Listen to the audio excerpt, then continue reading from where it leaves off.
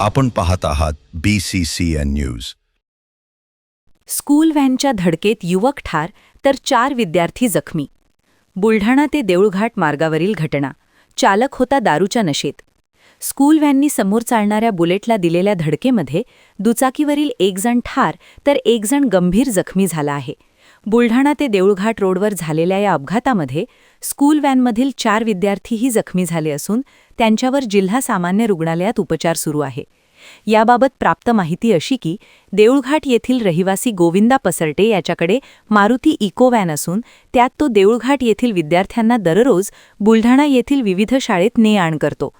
आज 16 फेब्रुवारी रोजी सायंकाळी 6 वाजेच्या सुमारास गोविंदा पसरटे विद्यार्थ्यांना घेऊन देऊळघाटाकडे निघाला असताना समोर चालणाऱ्या बुलेटला त्याने हॉटेल निवांतजवळ मागून जोरदार धडक दिली। त्यानंतर दोन्ही वाहने शेतात जाऊन पलटी झाली। या दुचाकीवरील शेख तौसिफ शेख युसुफ वय 38 वर्ष राहणार शेंदुर्णी जिल्हा जळगाव तसेच रियाज बेग जफर बेग वय 38 वर्ष राहणार देऊळघाट हे दोघे गंभीर जखमी झाले।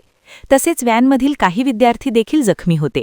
तात्काळ सर्व जखमींना बुलढाणा येथील जिल्हा सामान्य रुग्णालयात हलविण्यात आले असता डॉक्टरांनी शेख तौसिफ शेख युसुफ याला मृत घोषित केले तर रियाज बेग याला पुढील उपचारासाठी छत्रपती संभाजीनगर येथे रेफर करण्यात आले। अपघातानंतर घटनास्थळी मोठा जमाव जमला होता तर काहींनी दारुड्या व्हॅन चालकाला चोप देखील दिला। माहिती मिळताच शहर ठाणेदार रवी राठोड घटनास्थळी पोहोचले व त्यांनी चालकाला ताब्यात घेतले। पुढील कार्यवाही पोलीस करीत आहे।